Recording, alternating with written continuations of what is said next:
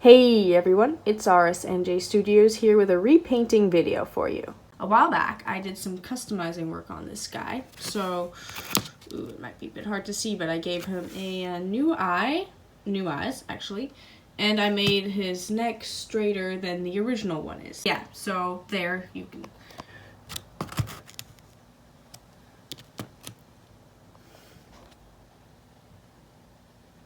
And I appear to have bent that foreleg too. Whoopsie. Hopefully this will fix it. Better, maybe? Anyway, I'm working on another project right now. Say hi. And I was thinking about how boring this guy is. I absolutely love the mold, like all the muscle detail, and yeah, just really a really nice mold in my opinion. But the color black is super boring on him. There's no shading going on, nothing. So I thought, well, why not turn him into a Pinto? So I went online and found some super cool pictures of Frisian mixes and decided that that is what I'm going to do. I'm pretty excited for this because it should be pretty easy, right? I don't need to do a new base coat, give him a new mane or tail, reposition him. All I gotta do is paint some white spots, which isn't super easy, but it's a lot easier than most of what I'm working on. Unfortunately though, I don't really know that much about Pinto markings, and I think that I should do a little research before painting them. Luckily, I got this book. I got it as a prize for Nemo Paymo last year, and I already think that it's going to be very useful. Also, my desk is a mess.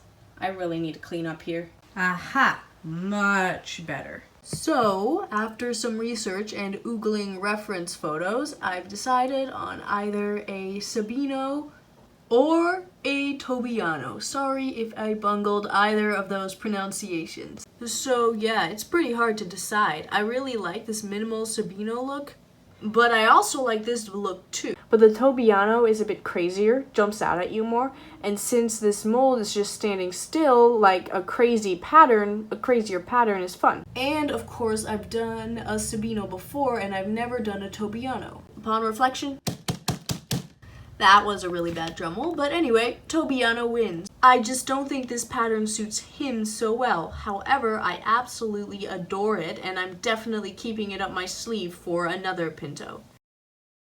Time to mark off these Sabino markings and then map out the, what is it again? Oh yeah, Tobiano for this side. Also, while I'm redoing the rest of him, why don't we redo the eyes too? They look kind of weird. So, step one for the eyes, grab a tiny little paintbrush and dab on some white. And it spread too much because the paint is kind of too liquid. In that case, just wipe it off and try again. Also, I think I need a smaller brush. Whoopsie, pins are very helpful for this kind of work.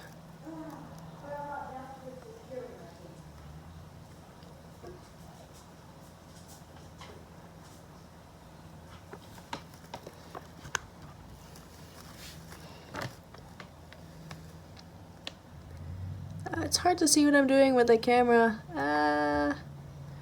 The good thing about eyes is that they're tricky, but you can redo them easily, and they don't waste a ton of paint.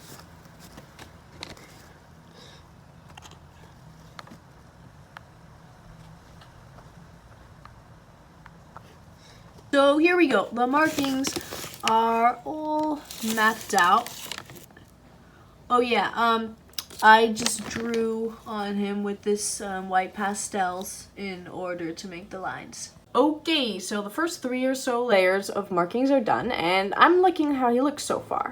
This side gave me some trouble, especially this marking here, getting the angle and everything exactly right, but now I think he's looking pretty sweet. So yeah, he's getting a white blaze, some high stockings, and a white and a partially white mane where the marking is white on his neck, and then a partially white tail.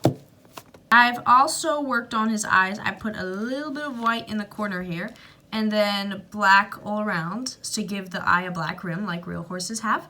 And then I'm going to add brown later. One thing that makes painting a black and white Pinto so easy is that even when you get paint smudges outside of where you want the markings to be, like here, you don't need to worry so much about making sure that every little bit of the paint is gone, because afterwards you can just paint over with black. Whereas if you're putting markings on a color that you've built up over many, many layers of pastels, you can't just paint over any imperfections. You have to make sure that white goes where you want it and only where you want it. Which is why I recommend that if you're working on your first Pinto, do it on a black horse. It'll save you so much headache. So I am finally finished filling out the whites, and now I'm adding a little bit of pink to his muzzle and all the other areas where the skin would be a little bit thinner.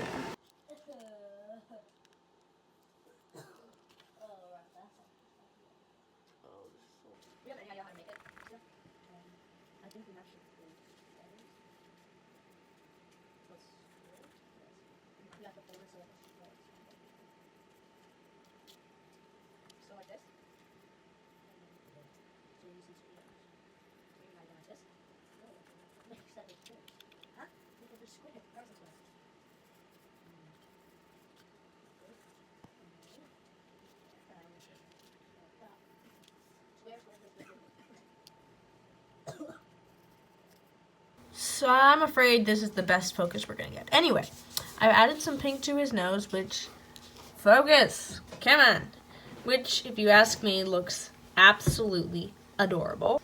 And now it's time to gloss up the eyes and the nostrils.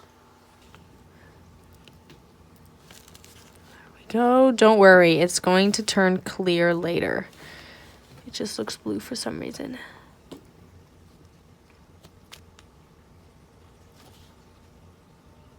I want to be careful to not get a ton of gloss everywhere.